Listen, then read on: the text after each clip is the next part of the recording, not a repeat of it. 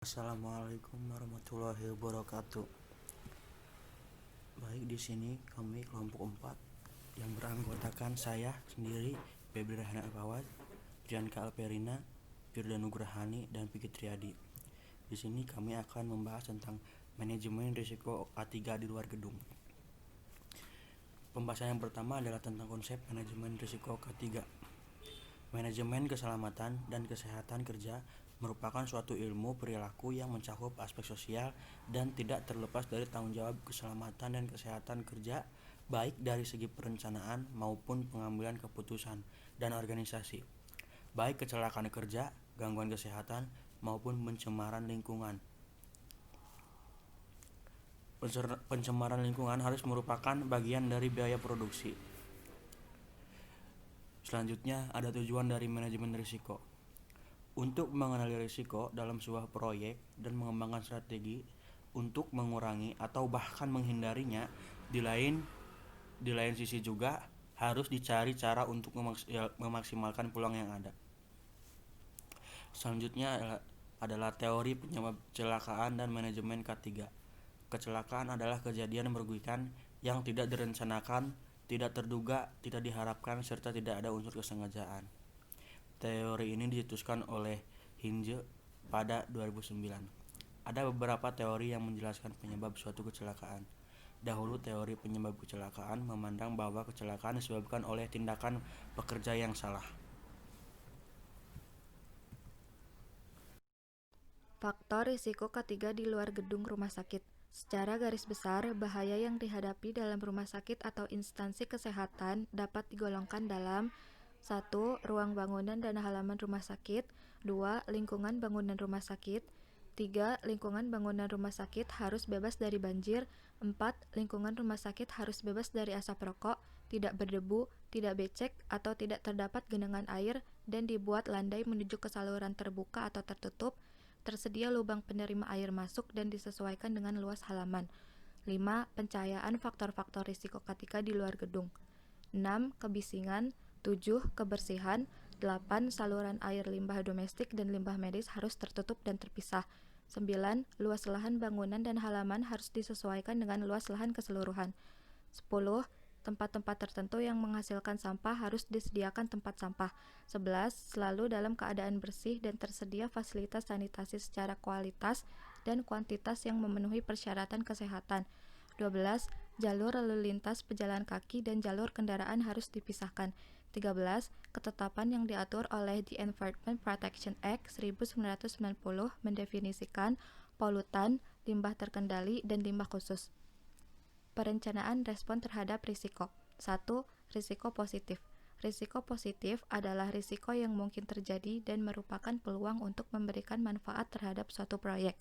Strategi untuk risiko positif antara lain: Perencanaan respon terhadap risiko. 1. Risiko positif. Risiko positif adalah risiko yang mungkin terjadi dan merupakan peluang untuk memberikan manfaat terhadap suatu proyek. Strategi untuk risiko positif antara lain: 1. Exploit. Strategi untuk memastikan bahwa kesempatan risiko positif dapat terrealisasi. Contoh, menugaskan SDM yang lebih berbakat untuk mengurangi waktu penyelesaian atau menyediakan mutu lebih baik dari yang direncanakan. Yang kedua, share.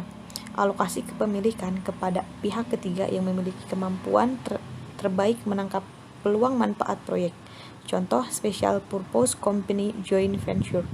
Yang ketiga, enhance. Memodifikasi ukuran kesempatan dengan meningkatkan peluang dan dampak positif dengan mengidentifikasi dan memaksimalkan pengendali kunci dari risiko berdampak positif. Yang kedua, risiko negatif. Risiko negatif adalah risiko yang mungkin terjadi dan jika terjadi dapat memberikan dampak buruk dan merugikan untuk suatu proyek. Strategi untuk risiko negatif antara lain: 1. Avoid. Upaya untuk mencegah risiko dengan cara menghentikan aktivitas atau kondisi yang dapat memberikan risiko. Upaya ini dilakukan jika tidak ada respon risiko yang sesuai untuk menangani risiko yang diperkirakan. Yang kedua, transfer. Respon risiko yang dilakukan dengan upaya mengurangi frekuensi ataupun dampak risiko dengan cara mentransfer atau membagi porsi risiko dengan pihak lain dengan cara membuat asuransi atau melakukan outsource pada aktivitas yang diperkirakan dapat memberikan risiko. Yang ketiga, mitigate, melakukan tindakan pengurangan peluang atau dampak dari aktivitas risiko yang dapat merugikan.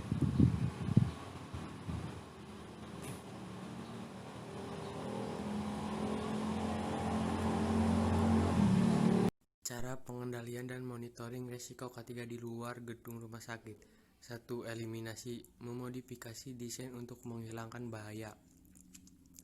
Misalnya, memperkenalkan perangkat mengangkat mekanik untuk menghilangkan penanganan bahaya manual.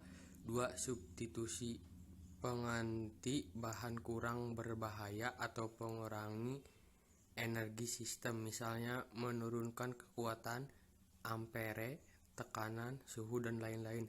3. Kontrol teknik atau perancangan, menginstal sistem ventilasi, mesin penjagaan, interlock, dan lain-lain. Kontrol administratif, tanda-tanda keselamatan daerah berbahaya, tanda-tanda fotoluminesken, tanda untuk trotoar, pejalan kaki, peringatan sirene, lampu, alarm, prosedur keselamatan, inspeksi peralatan, kontrol akses, sistem yang aman, penandaan dan izin kerja, dan lain-lain. 5. Alat pelindung diri atau APD, kacamata, seperti pelindungan pendengaran, pelindungan wajah, respirator, dan sarung tangan. Proses manajemen risiko kecelakaan kerja. Proses yang dilalui dalam manajemen risiko adalah 1. Perencanaan manajemen risiko, 2. Identifikasi risiko, 3. Analisis risiko kualitatif, 4. Analisis risiko kuantitatif, 5. Perencanaan respon risiko, 6. Pengendalian dan monitoring risiko. I got broads in Atlanta, just took the lean in the family. Credit cards and the scammers, hitting the licks in the band. Legacies.